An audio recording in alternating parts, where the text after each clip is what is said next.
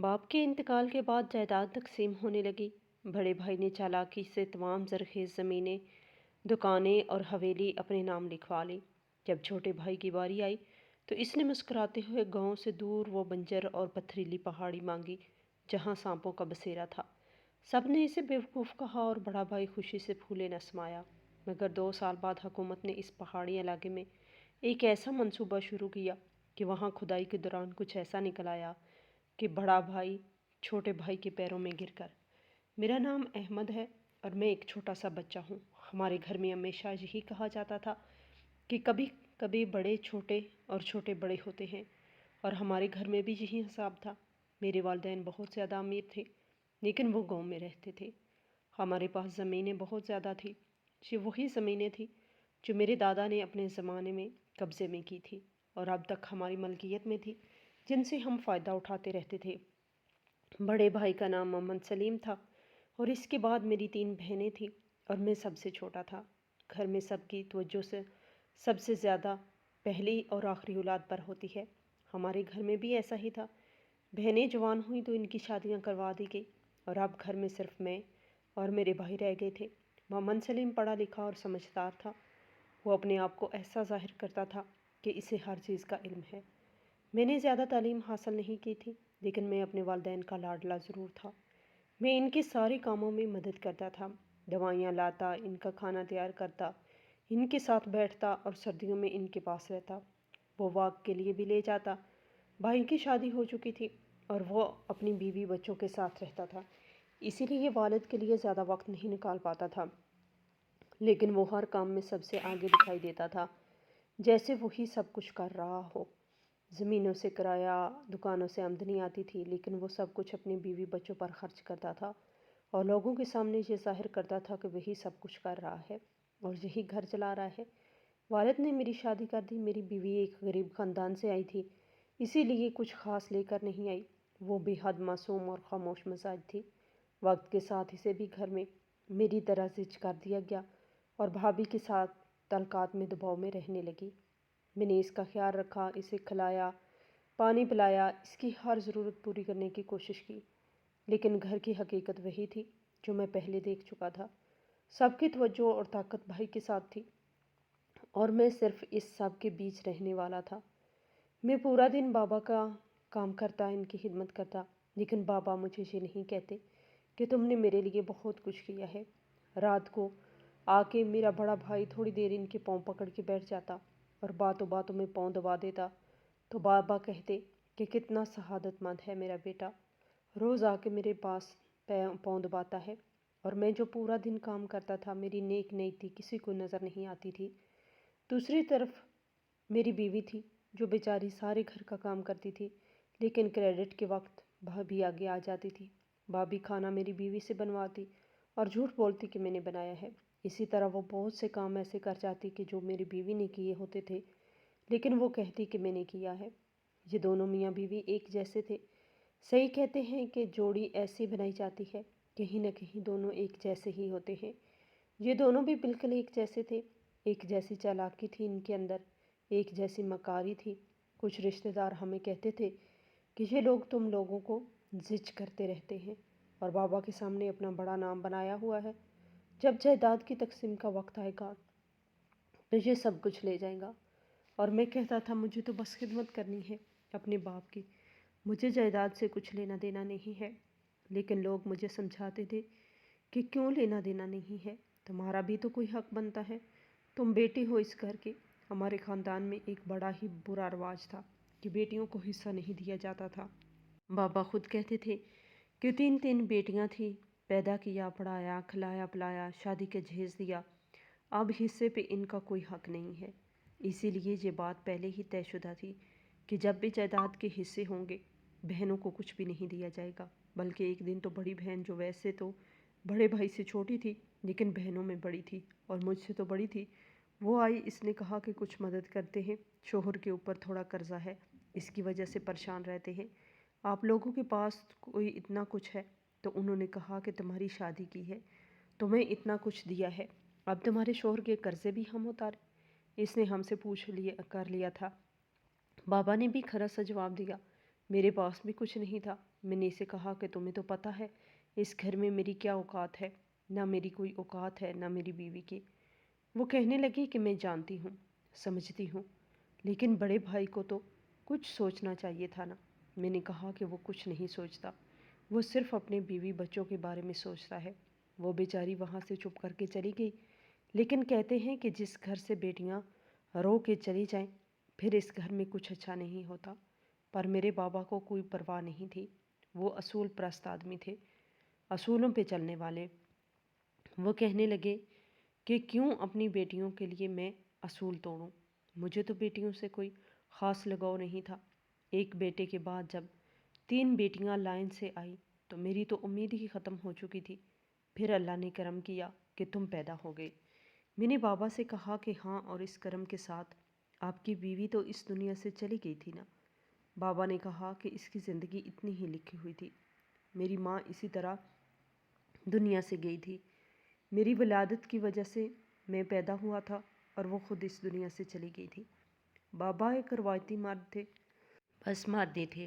وہ نہ تو اچھے باپ بن سکے، نہ اچھے شوہر بن سکے، نہ ہی اچھے بھائی۔ اپنی بہنوں کو بھی تو حصہ نہیں دیا تھا نا۔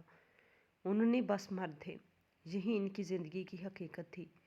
لیکن میں ان جیسا نہیں تھا۔ پر وہ کہتے تھے نا، جس کے دل میں لوگوں کی مدد کرنے کا جذبہ ہوتا ہے اس کو توفیق نہیں ہوتی، اور جس کو توفیق دے دی جاتی ہے اس کے دل میں جذبہ نہیں ہوتا۔ یا تو وہ دکھاوا کرتا ہے یا پھر مجبوری میں یہ سب کچھ کر رہا ہوتا ہے۔ میرا بڑا بھائی بہت زیادہ چالاک تھا۔ جب بابا بہت زیادہ بیمار ہو گئے تو آخری وقت میں وہ بابا کے پاس ہی بیٹھا تھا۔ میری بیوی نے ایک دن مجھے کہا کہ احمد بابا کافی عرصے سے بیمار ہیں، تمہارے بھائی نے کبھی اتنا نہیں پوچھا۔ وہ اپنے آپ کو سب سے آگے دکھاتا ہے، لیکن کبھی والد کی طبیعت کے بارے میں واقعی فکر نہیں کی۔ میں نے اس کی بات سنی اور میں جانتا تھا کہ وہ کیا کہہ رہا ہوگا۔ وہ اس وقت بھی اپنی حکمت عملی میں مصروف ہوگا۔ بس ایسے ہی سوچ چکا تھا کہ بابا اس دنیا سے چلے گئے اور مٹی کے حوالے ہو گئے۔ میرا دل دھڑک رہا تھا، لیکن سب سے زیادہ دکھ بہنوں کو تھا، انہی بہنوں کو جن کو بابا نے کبھی کچھ نہیں سمجھا، بس کہتے تھے کہ بوجھ ہے۔ کیونکہ ایک ساتھ 3 بیٹیاں پیدا ہو گئی تھی، اسی لیے باری باری کوئی خاص توجہ نہیں ملی۔ لیکن خیر، یہ سب کچھ ہو گیا اور بابا کی موت کے بعد یہ راز بھی کھلا کہ بھائی نے پہلے ہی مین چیزیں اپنے نام لکھوا لی تھی۔ سب سے پہلے تو گھر کی بات ہے۔ وہ گھر جو تھوڑا دور بنا ہوا تھا، ہمارا پرانا گھر تھا جہاں پہلے ہم رہتے تھے، وہ حویلی جس میں ہم رہتے تھے، سب کچھ بھائی کے نام ہو چکا تھا۔ اور زمینوں کی بات کریں تو ساری زرخیز زمینیں بھی وہ لے چکا تھا۔ کچھ بنجر زمین بچی ہوئی تھی جو پہاڑی کے پیچھے پڑتی تھی، اور کہتے تھے کہ وہاں سانپوں کا بسیرا ہے، یعنی اتنے سانپ وہاں ہیں کہ کوئی کھڑا بھی نہیں ہو سکتا، اور سانپ سے ہر بندہ ڈرتا ہے، اگر کاٹ لے تو انسان بچتا کہاں ہے۔ اس کے علاوہ ایک پرانا چھوٹا سا 1 کمرے والا گھر بھی رہ گیا تھا، وہ بھی لگتا تھا کہ جلدی میں بھائی لکھوانا بھول گیا تھا، ورنہ وہ بھی اپنے پاس ہی لکھوا لیتا تھا۔ وکیل صاحب باقاعدہ وصیت لے کر آئے اور سب کچھ دیکھ کر کہا کہ چلو پھر جو کچھ رہ گیا ہے اس کے بارے میں بات کر لو، کس کو کیا ملے گا۔ لیکن بھائی نے وہ رقعہ بھی دکھا دیا جس پر والد نے سب کچھ اس کے نام کر کے نیچے دستخط بھی کیے ہوئے تھے۔ میری بیوی کی آنکھوں میں آنسو تھے، وہ دیکھ رہے تھے کہ ہم یہ بازی پہلے ہی ہار چکے ہیں، سب کچھ پہلے ہی بھائی نے اپنے نام کروا لیا تھا، اور یہی وجہ تھی کہ وہ کمرے میں بیٹھا ہوا تھا، سب کچھ کنٹرول کر رہا تھا۔ بہنیں بھی چپ بیٹھی تھیں، ان کو ویسے بھی کچھ ملنے والا نہیں تھا۔ میں خاموش بیٹھا تھا اور دل میں سوچ رہا تھا کہ کس طرح بھائی نے سب کچھ اپنے نام کروا لیا۔ بڑے بھائی نے مجھ سے پوچھا کہ احمد، تم نے وہ پہاڑی والی زمین چاہیے یا پھر وہ 1 کمرے والا مکان چاہیے؟ میں نے اس 1 کمرے والے مکان کے بارے میں سنا تھا کہ وہاں اسیبوں کا سایہ ہے اور صرف 1 ہی کمرہ ہے، کچن بھی نہیں ہے، برآمدہ بھی نہیں ہے، اور یہ 1 مرلے کے اوپر بنا ہوا ہے۔ پتہ نہیں بابا نے کیوں اسے اپنے قبضے میں لیا تھا۔ اگر یہ زمینیں بیچ بھی دیتے تو شاید 4-5 لاکھ کی قیمت کی ہوتی، اس سے زیادہ نہیں۔ اور جس انداز سے بھائی نے پوچھا، اس کا مطلب یہ تھا کہ یہ 2 چیزیں بھی وہ میرے لیے چھوڑنا نہیں چاہتا۔ میں نے سوچا اور کہا مجھے پہاڑی کے پاس والی زمین چاہیے۔ بھائی نے کہا ٹھیک ہے، لے لو، اور گھر اس نے اپنے نام کر لیا۔ میں نے کہا کہ گھر تو بہنوں کے نام کر دو، اور کچھ نہیں تو ان کے حصے میں 1-1 لاکھ روپیہ ہی آ جائے تاکہ کچھ ہاتھ سیدھا ہو جائے بیچاریوں کا۔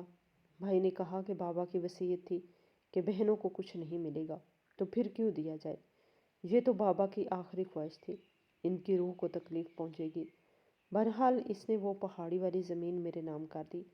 سب لوگوں نے کہا کہ یہ بھی تم نہ لیتے تو بہتر تھا، تمہارا مان رہ جاتا، کیونکہ وہ زمین بالکل ہی بیکار ہے۔ میں نے کہا بس ٹھیک ہے، کوئی بات نہیں، اللہ خیر کرے گا۔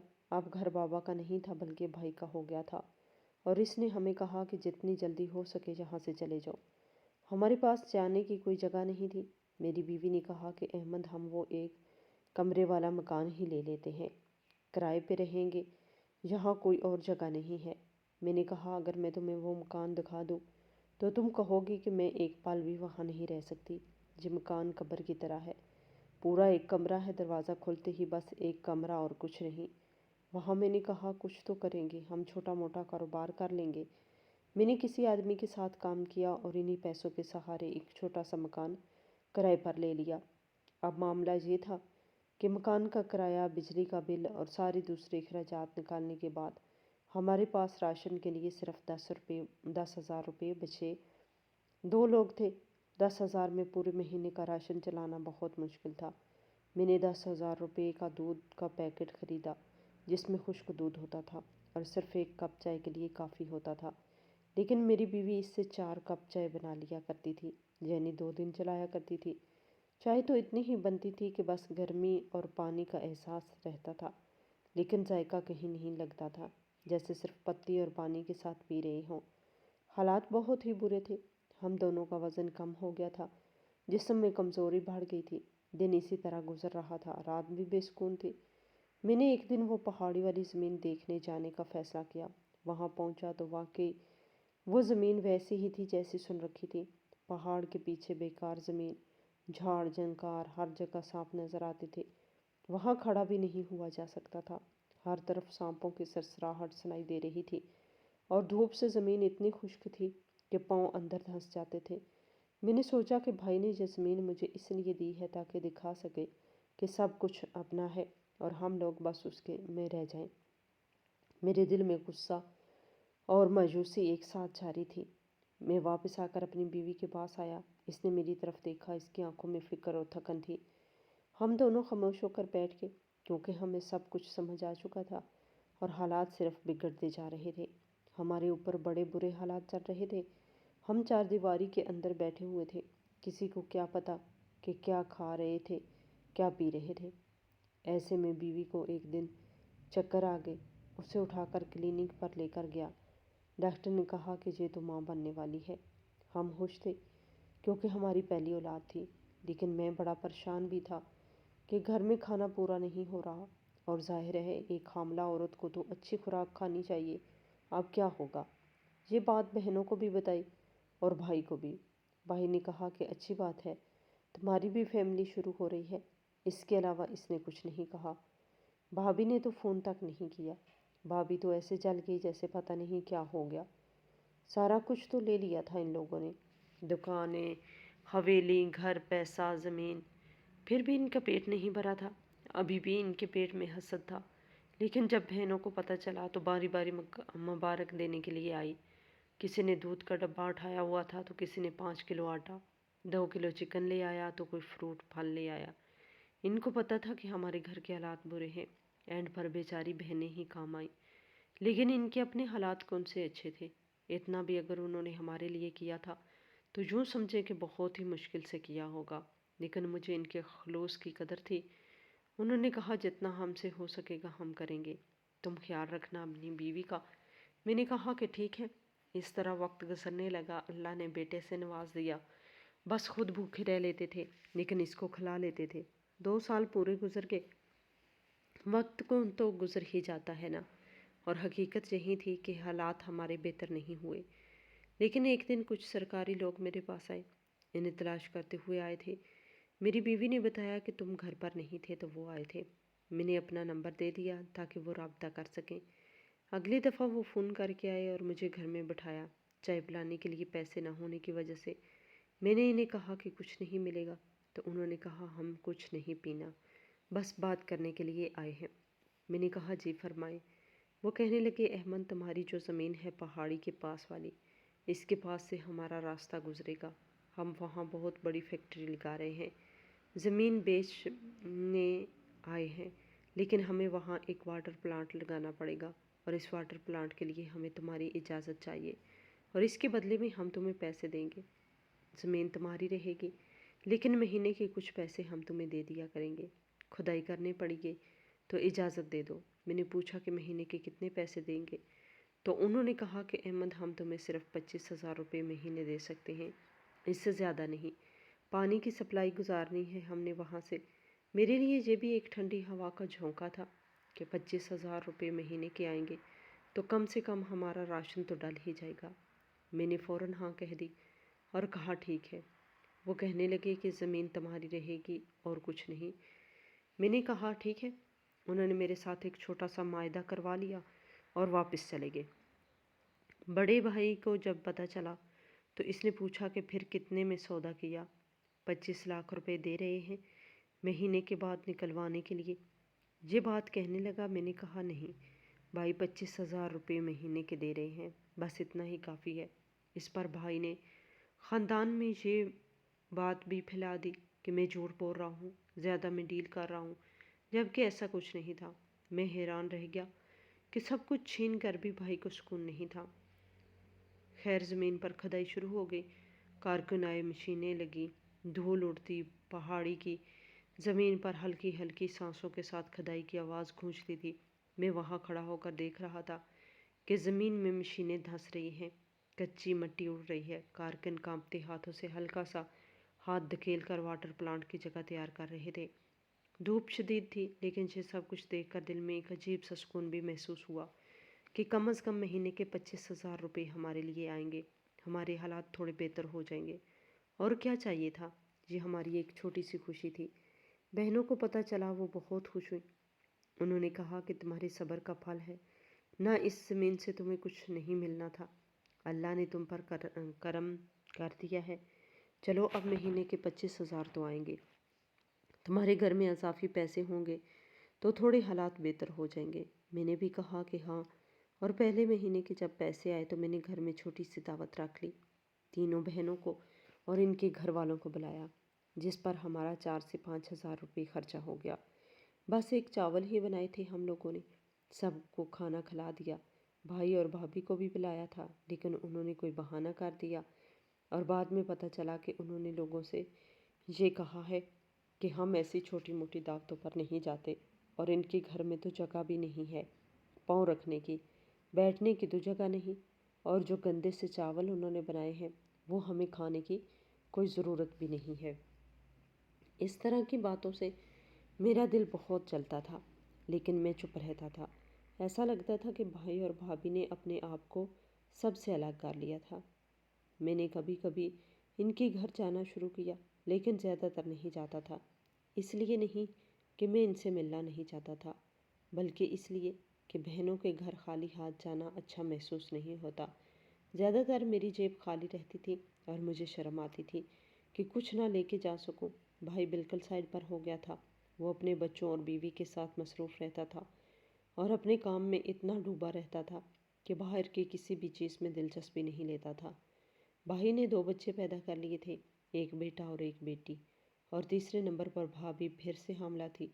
یہ بھی ہمیں پتہ چلا تھا، یہ بھی معلوم ہوا کہ بھائی نے ایک زمین بیچ دی تھی لیکن کسی کو اس بارے میں بتایا نہیں تھا، نہ بہنوں کو نہ مجھے، نہ کسی کو کوئی اندازہ تھا کہ وہ زمین کیوں بیچی اور کس قیمت میں بیچی۔ یہ راز میں ہی رہ گیا۔ کسی نے بتایا تھا کہ وہ زمین کسی کاروبار کے لیے استعمال کر رہا ہے، لیکن ایسا لگتا تھا کہ زمین بیچ کر کاروبار میں لگانا کوئی اچھا فیصلہ نہیں تھا اور اس میں کوئی منصوبہ بندی بھی نہیں تھی۔ بھائی نے کسی سے مشورہ بھی نہیں کیا تھا، بس اپنے فیصلے خود ہی لے لیا کرتا تھا۔ میں اکثر سوچتا تھا کہ کیسے بھائی نے سب کچھ اپنے ہاتھ میں لے لیا، اپنے اور اپنی فیملی کے لیے الگ راستہ بنا لیا۔ وہ خود غرض ہو گیا اور باہر کی دنیا سے بالکل کٹ گیا تھا اور اپنے بچوں کے ساتھ مصروف رہنا ہی اس کی زندگی کا مرکز بن گیا تھا۔ ہم لوگ بس اس کے ارد گرد گھومتے رہ گئے تھے اور ہر کسی کی خواہش اور امیدیں اس پر اپنی دنیا میں دب گئی تھی۔ 2-4 مہینے اسی طرح گزر گئے اور مہینے کے 25,000 روپے باقاعدگی سے آتے رہے۔ وہ لوگ واقعی بہت اچھے تھے۔ ایک دفعہ تو انہوں نے 25 کی بجائے 30,000 بھیج دیے۔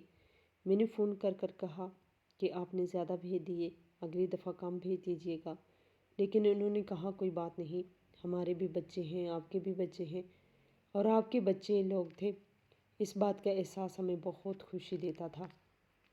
وہ پیسے موبائل اکاؤنٹ میں بھیجا کرتے تھے، یعنی براہ راست میرے اکاؤنٹ میں بھیج کر دیتے تھے۔ میں رات کو جب موبائل کھولتا اور رقم دیکھتا تو دل کو ایک عجیب سا سکون ملتا، جیسے کچھ بوجھ ہلکا ہو گیا ہو۔ دن بھر کے کام، کھانے پینے کی فکر اور مکان کا کرایہ، سب کچھ دل میں دبا رہتا تھا، لیکن جب یہ رقم آتی تو کچھ آسانی محسوس ہوتی تھی۔ میری بیوی کے چہرے پہ بھی تھوڑی خوشی آ جاتی تھی، کیونکہ اب کم از کم راشن اور چھوٹے چھوٹے اخراجات کے بارے میں فکر کم ہو گئی تھی۔ دنیا میں نے اپنوں سے دھوکہ کھایا ہوا تھا اور بہت سے لوگ اپنے ہی رشتوں سے مایوس کرتے ہیں، لیکن کبھی کبھی غیر لوگ جو ہمارے قریب نہیں ہوتے اتنے نیک دل اور مددگار نکلتے ہیں کہ دل حیران رہ جاتا ہے۔ یہ چھوٹی سی مدد ہمارے لیے بہت بڑی راحت بن گئی تھی۔ میں اکثر سوچتا کہ انسان کبھی بھی توقع کیے بغیر دوسروں کی مدد کو کیسے قدر کی نگاہ سے دیکھ سکتا ہے، لیکن جب دل صاف اور نیت نیک ہو تو واقعی مدد بڑی قیمت رکھتی ہے۔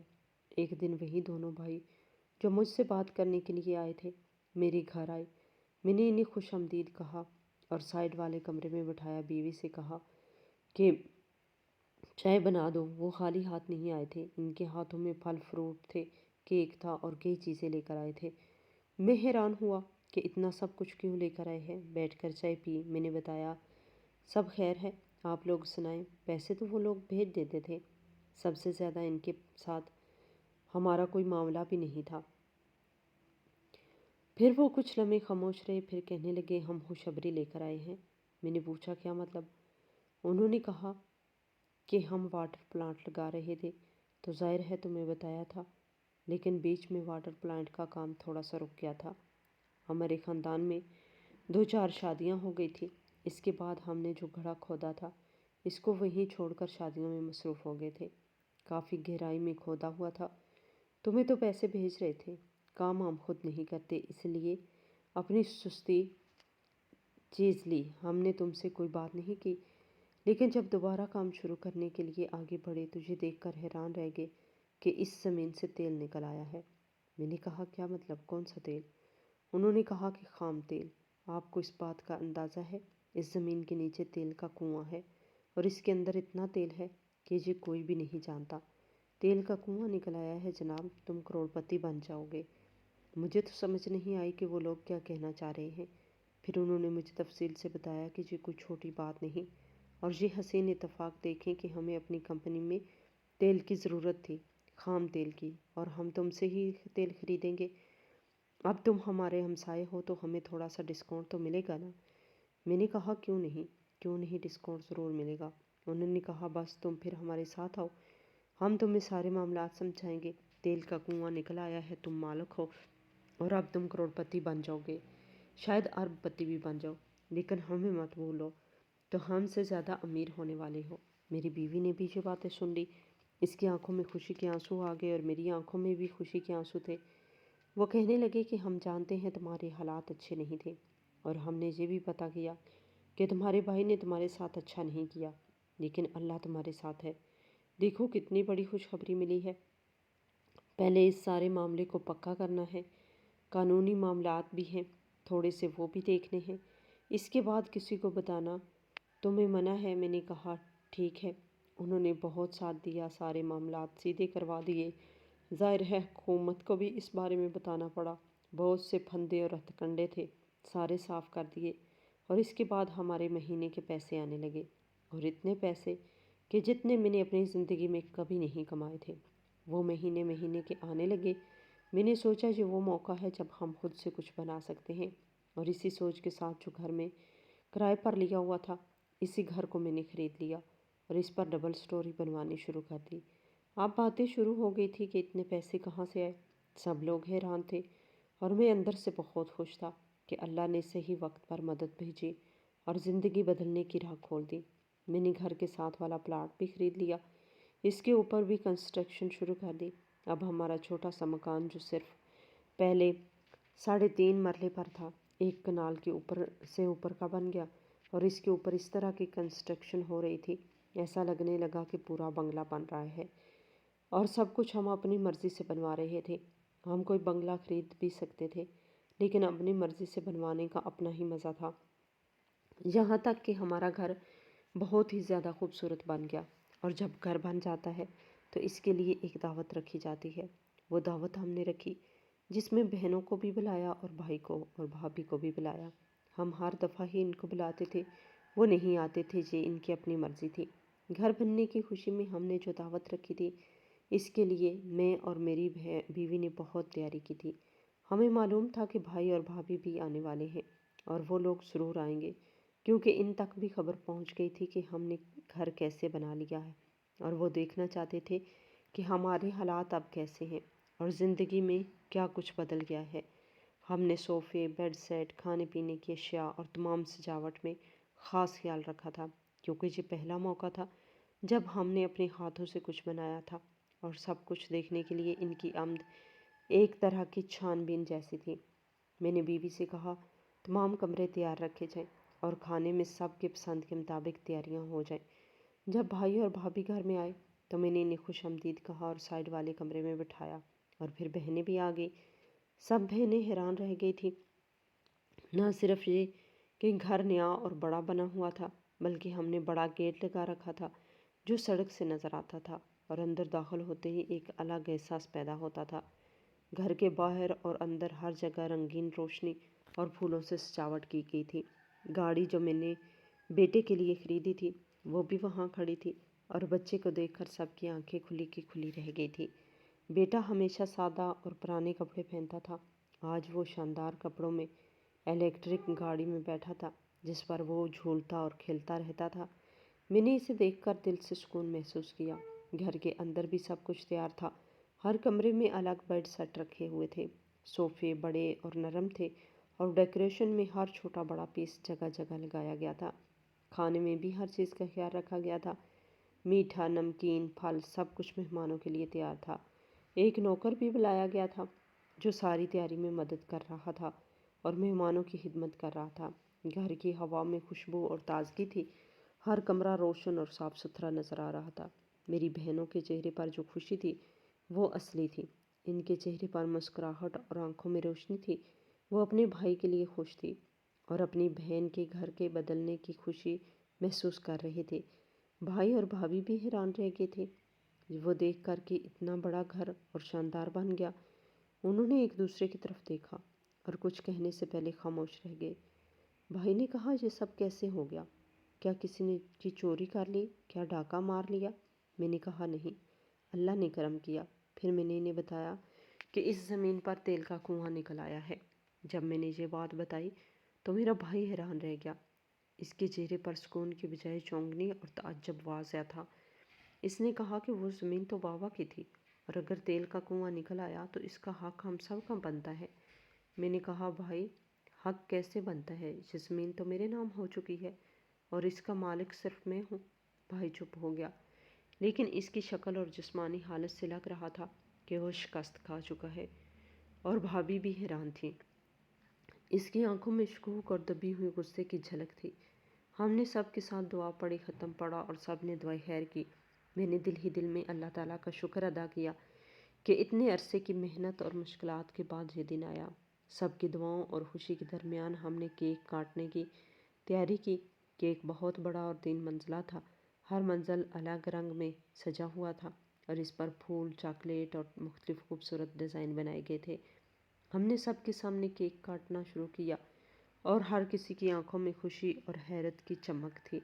اس دوران بھائی اور بھابھی نے دیکھا کہ سب کچھ ترتیب میں اور منظم ہے، اور ہمیں خوشی سے بھرپور دیکھ کر ان کے دل پر یہ خوشی بھاری پڑ گئی کہ وہ وہاں بیٹھ ہی نہ سکے۔ وہ ایک دوسرے کو دیکھ کر خاموش ہو گئے اور بغیر کسی کو بتائے وہ وہاں سے چلے گئے۔ ان کی آنکھوں میں حیرت اور تھوڑی سی شکست کا احساس واضح تھا، لیکن ہمارے دل میں سکون اور خوشی کی لہر دوڑ گئی۔ ہم سب نے مل کر کیک کاٹنے کے بعد کھانے کا آغاز کیا۔ ہر کوئی خوش تھا اور گھر میں ایک خوشگوار ماحول پیدا ہو گیا۔ گھر کے باہر اور اندر روشنی، پھولوں کی خوشبو، صوفوں اور بیڈ شیٹس کی ترتیب، بچوں کی ہنسی اور بہنوں کی خوشی، سب نے مل کر ایک ایسا ماحول بنایا کہ ہر ایک کو محسوس ہوا کہ یہ سب محنت اور صبر کا نتیجہ ہے۔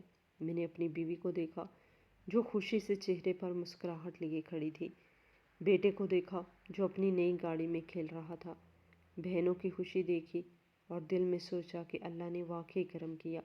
سب نے کیک کاٹنے کے بعد دعا کی اور گھر کے ہر کونے میں خوشی کی گونج تھی۔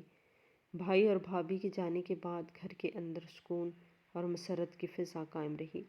ہم سب نے مل کر کھانے پینے کی چیزیں ترتیب دی، کھانے کی میز سجائی اور ہر کسی کے لیے کچھ نہ کچھ رکھا۔ بچوں کے کھیل، بڑوں کی باتیں اور گھر کی خوشبو، سب کچھ ایک ساتھ مل کر ایسا ماحول بنا رہا تھا جو نہ صرف ہماری محنت کی تعریف کر رہا تھا بلکہ اللہ کے کرم کا احساس بھی دلا رہا تھا۔ گھر کی دیواروں، چھت، صوفوں، کچن، بیڈ روم، بچوں کے کمرے اور لان تک ہر جگہ میں ترتیب میں یہ سب خوشی واضح تھی۔ ہم سب نے مل کر ہر چیز کو دیکھا اور محسوس کیا کہ یہ سب محنت، صبر اور اللہ کی عنایت سے ممکن ہوا ہے۔ سب کی آنکھوں میں خوشی اور دل میں سکون تھا۔ اس دن کے بعد زندگی میں ایک نیا آغاز ہوا۔ ہر لمحہ خوشیوں اور شکر گزاری میں گزرا اور ہمیں یقین ہوا کہ محنت اور صبر کا نتیجہ ہمیشہ اچھا نکلتا ہے۔ ایک دن بڑا بھائی میرے پاس آیا اور مجھے دیکھ کر فوراً معافی مانگنے لگا۔ اس کی آنکھوں میں شرمندگی اور پچھتاوا واضح تھا۔ اس نے کہا، احمد، میں تمہیں حویلی والی زمین دے دیتا ہوں، تم یہ زمین واپس مجھے دے دو۔ میں حیران رہ گیا کہ یہ بات اس نے کس منہ سے کہی اور کیسے سوچ کے کہی۔ میں نے اسے غور سے دیکھا اور کہا، میں تو ایسا نہیں کر سکتا۔ یہ زمین آپ کو دینا مطلب اپنا مستقبل آپ کو دے دینا۔ اس زمین پر میرے خواب، محنت اور صبر کا نشان ہے۔ جب ہم الگ ہوئے ہمارے حالات بہت برے تھے، آپ نے پلٹ کر بھی نہیں دیکھا، سب کچھ لے ہی تو لیا تھا، کم سے کم ملنے تو بھی نہیں آئے۔ میں یہ زمین آپ کو کبھی نہیں دوں گا اور آپ مجھے اکیلا مت سمجھیں، میرے ساتھ بہت بڑے لوگ ہیں جو میرے ساتھ ہیں۔ آپ مجھ پر کیس بھی کریں گے تو کچھ نہیں ہونے والا۔ یہ زمین آپ نے اپنے ہاتھوں سے مجھے دی ہے اور یہ ہمیشہ میرے پاس رہے گی۔ میں نے بھائی کو یہ بھی کہا کہ آپ نے جو زمین مجھے دی تھی، اس پہ سانپ نہیں تھے، بلکہ آپ ہمارے خاندان کا سانپ تھے جس نے بہنوں کو ان کے حصے سے محروم کیا، بابا کی نظروں میں جھوٹی عزت بنائی، مرتے ہوئے باپ سے زمینیں اپنے نام کروائیں اور پھر اپنی زمینوں کو بیچ دیا۔ چھوٹے بھائی کو بھول گئے، بہنوں کی کوئی خیر خبر نہیں لی، اپنے غرور میں گم ہو گئے۔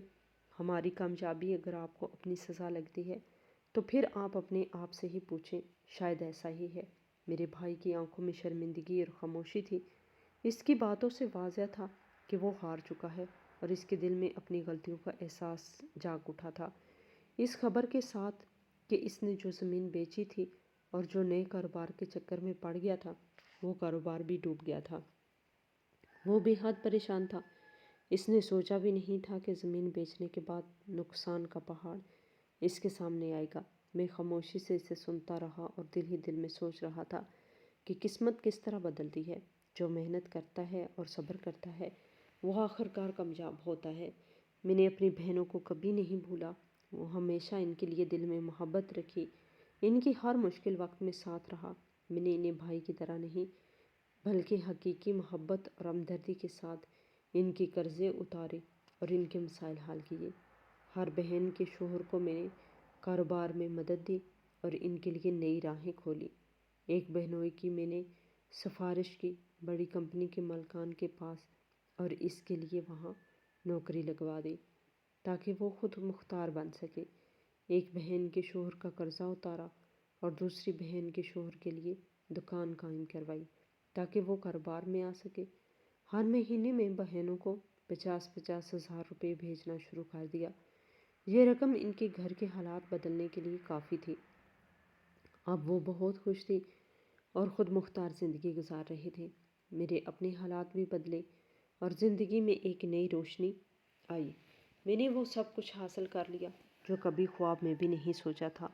آج میں کروڑ پتی ہوں میرے پاس ایک بڑا سا گھر ہے، 2-3 گاڑیاں ہیں، میرے بچے کے پاس دنیا جہان کے کھلونے ہیں، کپڑے ہیں اور ہر چیز ان کے لیے دستیاب ہے۔ میری بیوی کے پاس سونا ہے، زیورات ہیں اور ہم سب گھر میں اچھے طریقے سے رہتے ہیں۔ ہر روز دعوتیں ہوتی ہیں، کبھی بہنیں آتی ہیں، کبھی ہم ان کے گھر جاتے ہیں۔ ہم سب کی ملاقاتیں محبت اور خلوص سے بھرپور ہیں۔ گھر کے اندر ہر کمرے میں آرام دہ صوفے اور بیڈ سیٹ ہیں۔ کھانے کے کمرے میں ہر وقت تازہ کھانے موجود ہیں۔ بیٹے کے لیے میں نے اس کی پسند کے مطابق کھلونے اور گاڑیاں خرید رکھی ہیں۔ وہ اپنی نئی گاڑیوں میں کھیلتا اور ہنستا ہے۔ بیٹی اپنی کتابیں اور کھلونے ترتیب دیتی رہتی ہے۔ بیوی کے لیے میں نے سونے کے زیورات کی چیزیں جمع کی ہیں تاکہ وہ بھی خوش رہے اور گھر کا ہر کونا خوشی اور سکون سے بھرا ہوا لگے۔ میں ہر دن اپنے صبر اور محنت کا پھل دیکھ کر دل ہی دل میں شکر ادا کرتا ہوں۔ یہ کامیابی محض دولت نہیں بلکہ زندگی کے ہر پہلو میں سکون اور خوشی ہے۔ میں نے کبھی جلد بازی نہیں کی اور نہ ہی کسی پر ناروا دباؤ ڈالا، بلکہ صبر اور محنت سے ہر رکاوٹ کو عبور کیا۔ آج مجھے یقین ہے کہ زندگی میں مشکلات ہمیشہ آتی ہیں، لیکن جو انسان صبر کرتا ہے اور دل صاف رکھتا ہے وہ ہمیشہ کامیاب ہوتا ہے۔ میں اکثر سوچتا ہوں کہ وہ دن جب حالات برے تھے اور ہم کچھ بھی نہیں کر سکتے تھے، وہ دن بھی اب یاد آتے ہیں، لیکن ان یادوں کے ساتھ سکون بھی آتا ہے کہ کیسے ہم نے مشکل وقت میں حوصلہ رکھا اور آگے بڑھتے رہے۔ میرے بھائی کی حرکات اور غلطیاں بھی اب مجھے سبق دیتی ہیں کہ زندگی میں اعتماد اور ایمانداری سے کام کرنا کتنا ضروری ہے۔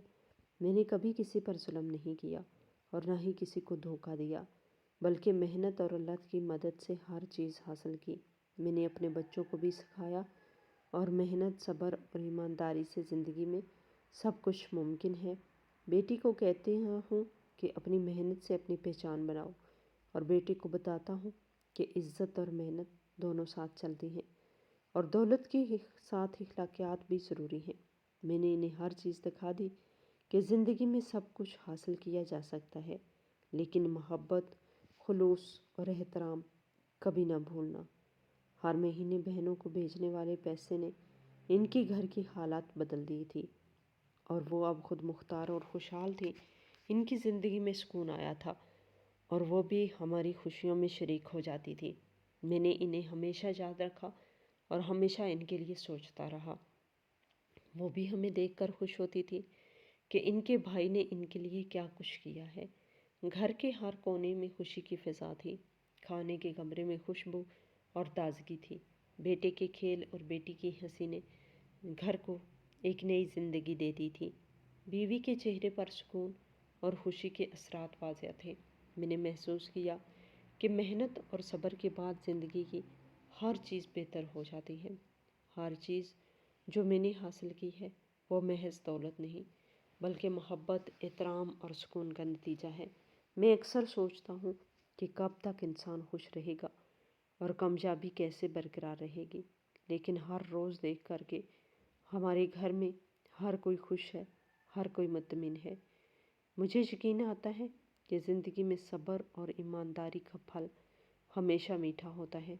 میں نے کبھی جلدی نہیں کی اور نہ ہی کسی پر ظلم کیا، بلکہ اللہ کی مدد سے ہر چیز حاصل کی اور آج میں دل سے خوش ہوں۔ ہر دن کی محنت اور ہر دن کے فیصلے اور ہر دن کی دعا نے مجھے یہ مقام دیا۔ آج میں جو بھی ہوں اور سب اللہ کے فضل اور محنت کا نتیجہ ہے۔ میں نے سب کچھ پایا اور اپنے بہن بھائیوں کے ساتھ رشتہ قائم رکھا۔ میں نے کبھی ان کو بھولا نہیں اور ہمیشہ ان کے لیے سوچا۔ انہوں نے بھی اب خوشی محسوس کی کہ ان کے بھائی نے ان کے لیے کیا کچھ کیا ہے۔ میں نے اپنے بچوں اور بیوی کے لیے بہترین زندگی دی اور ہر دن اللہ کا شکر ادا کیا۔ آج میں اپنے گھر کے صحن میں بیٹھ کر دیکھتا ہوں کہ بچوں کے کھیل، بہنوں کی مسکراہٹ، بیوی کی خوشی اور گھر کی ترتیب سب کچھ ایک ساتھ مل کر زندگی کے ہر لمحے کو خوشیوں سے بھر دیتا ہے۔ میں نے صبر اور محنت کے ساتھ یہ سب حاصل کیا اور اب مجھے یقین ہے زندگی میں مشکلات ہمیشہ آتی ہیں، لیکن صبر اور محنت کے ساتھ کامیابی یقینی ہوتی ہے۔ میں دل سے خوش ہوں، اپنے گھر، اپنے فیملی، بہنوں، بچوں، بیوی اور ہر چیز سے مطمئن ہوں۔ میں نے جو خواب دیکھا تھا وہ حقیقت میں بدل گیا ہے۔ ہر روز خوشی کے ساتھ گزرتا ہے۔